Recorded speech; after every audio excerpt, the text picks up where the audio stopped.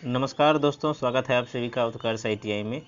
दोस्तों, आज हम लोग इस वीडियो में केमिस्ट्री के महत्वपूर्ण प्रश्नों के बारे में डिस्कस करने वाले हैं। दोस्तों, आपका एंट्रेंस एग्ज़ाम बहुत नज़दीक है, यानी 12 जून को होने वाली है। तो ज़रूर इस वीडियो को देखिए, आपके एग्ज़ाम में से प्रश्न आ सकते हैं।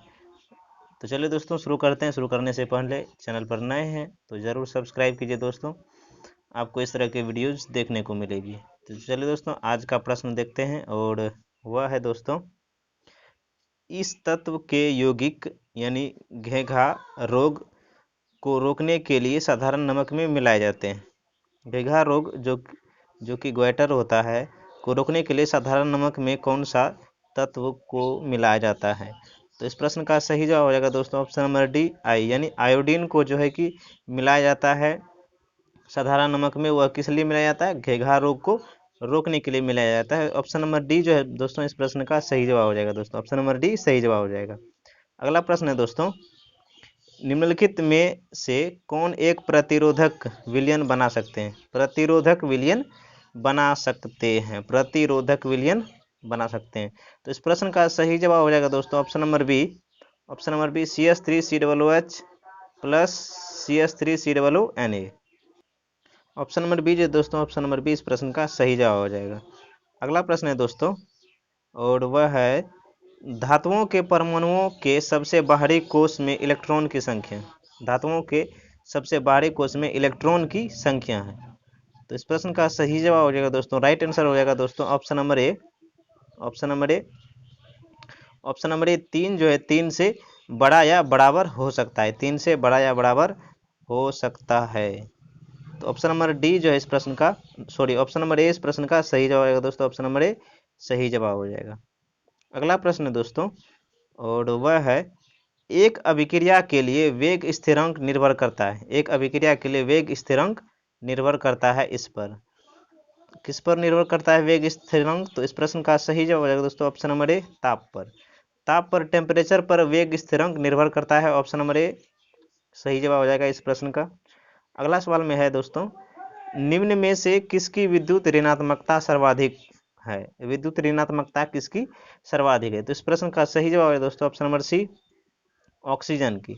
ऑक्सीजन की विद्युत ऋणात्मकता जो है कि सबसे अधिक है, ऑप्शन नंबर सी इस प्रश्न का सही जवाब हो जाएगा दोस्तों। अगला प्रश्न है दोस्तों, और इसमें है किस धातु के निष्कर्षण में बेसेमरिकन शामिल है? बेसेमरिकन शामिल है। तो इस प्रश्न का सही जवाब हो जाएगा दोस्तों, राइट आंसर हो जाएगा ऑप्शन नंबर डी CU यानी तांबा। तांबा ऑप्शन नंबर डी इस प्रश्न का सही जवाब आएगा। इसमें बेसेमरिकन शामिल है, निष्कर्षण के लिए बेसमिकर शामिल है, ऑप्शन नंबर डी सही जवाब हो जाएगा दोस्तों। अगला प्रश्न है दोस्तों, और वह है निम्नलिखित में से कौन सा एक सहसंयोजी यौगिक नहीं है? सहसंयोजी यौगिक नहीं है। तो इस प्रश्न का सही जवाब हो जाएगा दोस्तों option number D Al2O3 aluminium oxide. Option number D इस प्रश्न का सही जवाब हो जाएगा दोस्तों, सहसंयोजी यौगिक नहीं है, ऑप्शन नंबर डी सही जवाब हो जाएगा दोस्तों। अगला प्रश्न है, निम्नलिखित में हरी ज्वाला देता है। निम्नलिखित में हरी ज्वाला देता है, कौन जो है कि जलने पर हरी ज्वाला देता है? तो इस प्रश्न का सही जवाब हो जाएगा दोस्तों option number D BA, barium. Option number D इस प्रश्न का सही जवाब हो जाएगा दोस्तों, ऑप्शन नंबर डी सही जवाब हो जाएगा। अगला सवाल है दोस्तों, और यह साबुनीकरण का उत्पोत्पाद है। साबुनीकरण का उत्पोत्पाद है। तो इस प्रश्न का सही जवाब है दोस्तों ऑप्शन नंबर ए ग्लिसरॉल। ग्लिसरॉल ऑप्शन नंबर ए सही जवाब हो जाएगा दोस्तों, ऑप्शन नंबर ए ग्लिसरॉल सही जवाब हो जाएगा। ग्लिसरॉल जो है वह साबुनीकरण का उत्पोत्पाद है। अगला क्वेश्चन है दोस्तों, रंगा का अवयव है। रंगा का अवयव है। तो इस प्रश्न का सही जवाब है दोस्तों option number D PB plumbum और SN स्टेनम। प्लम्बम और स्टेनम रंगा का अवयव है, ऑप्शन नंबर डी जो है प्रश्न का सही जवाब हो जाएगा दोस्तों, ऑप्शन नंबर डी सही जवाब हो जाएगा। अगला सवाल में दोस्तों, वह है निम्नलिखित में से कौन सा तत्व जिसके परमाणु क्रमांक नीचे दिए गए हैं और 3 इकाई धनावेश वाला आयन बनाएगा? तो इस प्रश्न का सबसे पहले सही जवाब हो जाएगा दोस्तों इसका ऑप्शन नंबर बी 13। 13 में कौन होता है दोस्तों? 13 में होता है Al, एल्यूमिनियम होता है। 13 में एल्यूमिनियम धातु होता है। तो दोस्तों यहाँ पे इसका परमाणु क्रमांक 13 होता है, और इसका इसके लास्ट का और इसका जो है कि वैलेंस जो होता है, वैलेंस इलेक्ट्रॉन वैलेंस यानी संयुक्ता इसका 3 होता है। संयुक्ता जब इसका 3 होता है तो यह एल्यूमिनियम 3 इलेक्ट्रॉन का त्याग कर 3 धनावेश वाला आयन बना सकता है। तो ऑप्शन नंबर बी जो है इस प्रश्न का सही जवाब हो जाएगा दोस्तों 13। अगला सवाल में दोस्तों, और वह है लोहे के 5.6 ग्राम के टुकड़े में उसके परमाणुओं की संख्या ज्ञात करें। 5.6 ग्राम के टुकड़े में उसमें परमाणुओं की संख्या कितनी होगी? तो इस प्रश्न का सही जवाब है दोस्तों ऑप्शन नंबर बी 6.022 गुणा 10⁻22 परमाणु। ऑप्शन नंबर बी जो है दोस्तों इस प्रश्न का सही जवाब हो जाएगा दोस्तों। और वह कैसे होगा दोस्तों? तो चलिए इसको देखते हैं, सॉल्व करते हैं। तो यहाँ पे दोस्तों लोहे के एक मोल में लोहे के ग्राम परमाणु द्रव्यमान हो जाता है। इसमें इसका हो जाएगा 56 ग्राम हो जाएगा। एक मोल लोहा का होगा तो उसमें लोहे का ग्राम परमाणु में द्रव्यमान हो जाएगा 56 ग्राम हो जाएगा।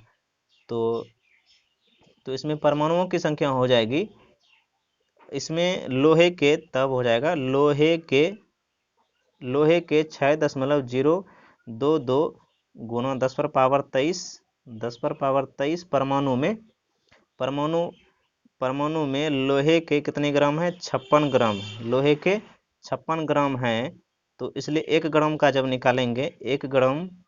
निकालेंगे तो वह हो जाएगा 6.022 गुणा 10⁻23 बटे 56 हो जाएगा। 10⁻23 बटे 56 हो जाएगा। इसलिए जब निकालेंगे 5.6 ग्राम का जब निकालेंगे तो वह हो जाएगा 6.022 गुणा 10⁻23 गुणा 56 बटे 56 हो जाएगा। 5.6 यहाँ 5.6 हो जाएगा, 5.6 बटे 56। तो यहाँ पे कट करके आ जाएगा, यहाँ पे हो जाएगा 6.022 गुना 10⁻22 परमाणु जो है ऑप्शन नंबर बी इस प्रश्न का सही जवाब हो जाएगा दोस्तों। ऑप्शन नंबर बी सही जवाब हो जाएगा। अगला प्रश्न है दोस्तों, Cu तथा Sn तांबा तथा Sn स्टेनम के मिश्र धातु को कहते हैं। स्टेनम, तो इस प्रश्न का सही जवाब हो जाएगा दोस्तों ऑप्शन नंबर बी कांसा में होता है, तांबा होता है और टीन होता है।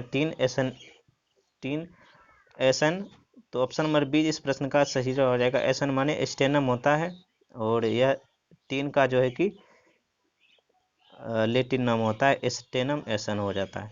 अगला सवाल है दोस्तों, और यह अल्कोहल जल गैस से बनाया जाता है। यह अल्कोहल जल गैस से बनाया जाता है। इसमें कौन सा अल्कोहल जो कि वाटर गैस से बनाया जाता है? तो इस प्रश्न का सही जवाब हो जाएगा दोस्तों ऑप्शन नंबर डी प्रोपेनॉल जो है कि वाटर गैस से बनाया जाता है। ऑप्शन नंबर डी जो है दोस्तों इस प्रश्न का सही जवाब हो जाएगा। अगला प्रश्न है दोस्तों, एनटीपी पर ऑक्सीजन के 1.5 गुना 10⁻23 अणु का आयतन होगा। 1.5 गुना 10⁻23 अणु का आयतन होगा। तो इस प्रश्न का सही जवाब है दोस्तों option number C 5.57 litre. 5.57 litre option number C इस प्रश्न का सही जवाब हो जाएगा। अगला प्रश्न है दोस्तों, धोबन सोडा का सूत्र इनमें से कौन सा है? तो ऑप्शन नंबर ए इस प्रश्न का सही जवाब हो जाएगा। Option number A Na2CO3। Na2CO3 धोबन सोडा का यह अनुसूत्र हो गया। ऑप्शन नंबर ए इस प्रश्न का सही जवाब हो जाएगा दोस्तों। अगला सवाल है दोस्तों, फोटोग्राफी के काम में किस यौगिक का प्रयोग होता है? फोटोग्राफी के काम में किस यौगिक का उपयोग होता है? इस प्रश्न का सही जवाब है दोस्तों option number D option number ए इस प्रश्न का सही जवाब हो जाएगा। ऑप्शन नंबर ए फ्लोरीन होता है, फोटोग्राफी में फ्लोरीन का उपयोग होता है। ऑप्शन नंबर ए इस प्रश्न का सही जवाब हो जाएगा दोस्तों। अगला प्रश्न है दोस्तों, और वह है कार्बन का कौन सा अपरूप पेंसिल बनाने के काम आता है? कार्बन का कौन सा अपरूप जो होता है वह पेंसिल बनाने के काम में आता है? तो इस प्रश्न का सही जवाब हो जाएगा दोस्तों ऑप्शन नंबर बी ग्रेफाइट का उपयोग पेंसिल बनाने में होता है। ऑप्शन नंबर बी इस प्रश्न का सही जवाब हो जाएगा। अगला प्रश्न है दोस्तों, और वह है किसी परमाणु का परमाणु द्रव्यमान 39 एवं परमाणु संख्या 19 है। परमाणु में वर्तमान इलेक्ट्रॉन, न्यूट्रॉन, प्रोटॉन की संख्या क्रमशः होगी। तो इस प्रश्न का सही जवाब हो जाएगा दोस्तों ऑप्शन नंबर ए। इस प्रश्न का सही जवाब हो जाएगा दोस्तों ऑप्शन नंबर ए। 19 इलेक्ट्रॉन की संख्या, 20 न्यूट्रॉन, फिर 19 प्रोटॉन, 19 प्रोटॉन हो जाएगी। तो चलिए दोस्तों इसको कैसे निकालते हैं, सबसे पहले इसको देखते हैं। परमाणु संख्या जितनी होगी उतनी प्रोटॉन की संख्या होती है। इसकी परमाणु संख्या 19 है, 19 परमाणु संख्या है, तो प्रोटॉन की संख्या भी 19 हो गई, 19 हो जाती है। और द्रव्यमान प्रोटॉन की संख्या, जितनी प्रोटॉन की संख्या होती है तो उतनी ही इलेक्ट्रॉन की संख्या होती है, इलेक्ट्रॉन की संख्या उतनी ही। तो प्रोटॉन 19 हो गया, तो इलेक्ट्रॉन भी कितना, इलेक्ट्रॉन भी 19। अब न्यूट्रॉन की संख्या निकालेंगे। न्यूट्रॉन की संख्या निकालने के लिए क्या किया जाता है, न्यूट्रॉन की संख्या निकालने के लिए तो न्यूट्रॉन द्रव्यमान संख्या में से प्रोटॉन की संख्या को माइनस कर देंगे। तो द्रव्यमान संख्या 39 है, 39 में से 19 घटा देंगे तो बच जाएगा कितना, बच जाएगा 20, बच जाएगा 20। तो न्यूट्रॉन की संख्या हो गई 20, न्यूट्रॉन की संख्या 20 हो गई। तो इस तरह से आपको न्यूट्रॉन की संख्या निकालने के लिए क्या किया मैंने, परमाणु द्रव्यमान में से प्रोटॉन की संख्या को घटा दिया, 19 तो 20 आ गया। जितनी प्रोटॉन की संख्या उतनी ही इलेक्ट्रॉन की संख्या, परमाणु संख्या जितनी होगी उतनी प्रोटॉन की संख्या होगी, उतनी इलेक्ट्रॉन की संख्या। तो ऑप्शन नंबर ए जो है इस प्रश्न का सही जवाब हो जाएगा दोस्तों, ऑप्शन नंबर ए सही जवाब हो जाएगा। अगला सवाल में दोस्तों, 10 ग्राम CaCO3 को गर्म करने पर STP पर प्राप्त CO2 गैस का आयतन होगा। STP पर प्राप्त CO2 गैस का आयतन होगा, तो वह कितना हो जाएगा दोस्तों, वह हो जाएगा option number B, option number B 2.24 litre. Option number B इस प्रश्न का सही जवाब हो जाएगा, 2.24 लीटर सही जवाब हो जाएगा। अगला सवाल में दोस्तों, और वह है N/100 HCl का घोल का pH मान है। HCl के घोल का pH मान है, pH मान है। तो इस प्रश्न का सही जवाब होगा दोस्तों ऑप्शन नंबर ए कितना है, 2 होता है। तो कैसे 2 होता है, चलिए इसको देखते हैं। इसको देखेंगे कि 2 कैसे हुआ। तो यहाँ पे दोस्तों करेंगे n बटे जो है 100, n/100 HCl बराबर हो जाएगा, HCl बराबर हो जाएगा m/100 HCl, m/100 HCl। तो HCl की मोलरता हो गई, HCl की मोलरता हो गई, वह हो जाएगी 1/100 m, 1/100 m बराबर हो जाएगा 0.01 m, 0.01 हो गया। तो यहाँ पे हाइड्रोजन H+ का मान हो जाता है, हाइड्रोजन H+ का मान हो गया यहाँ पे 0.01 मोल हो गया। तो pH बराबर हो जाता है, तो pH का वैल्यू जाएंगे, pH बराबर माइनस का लोग का H+ आयन का होता है, माइनस लोग H+ आयन हो जाता है, माइनस का लोग का H+ आयन। तो यहाँ हो जाएगा माइनस लोग H+ आयन का हो गया 1 + 10⁻⁻², 10⁻²। तो कुल मिलाकर के हो जाएगा, कुल मिलाकर के 2 हो जाएगा। तो ऑप्शन नंबर ए जो इस प्रश्न का सही जवाब हो जाएगा दोस्तों, ऑप्शन नंबर ए इस प्रश्न का ऑप्शन नंबर ए सही जवाब हो जाएगा, 2 मोल।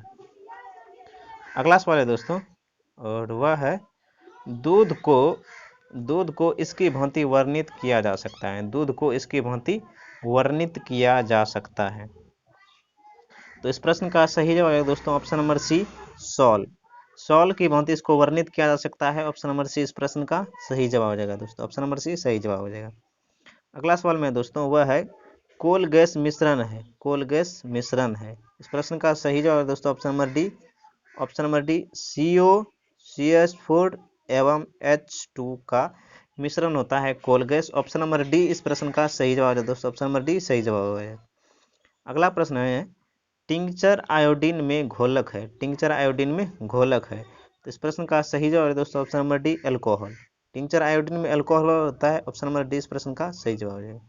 और आपका लास्ट जो सवाल है, और वह है आइसोब्यूटेन का IUPAC IUPAC नाम, आइसोब्यूटेन का IUPAC नाम क्या होगा? तो ऑप्शन नंबर ए इसका सही जवाब, ऑप्शन नंबर ए 2 methyl propane, 2 methyl propane, option number ए, ऑप्शन नंबर ए इस प्रश्न का सही जवाब है। दोस्तों ये थे आपके 25 केमिस्ट्री के क्वेश्चन। तो मिलते हैं अगले किसी नए टॉपिक के साथ, तब तक के लिए जय हिंद जय भारत।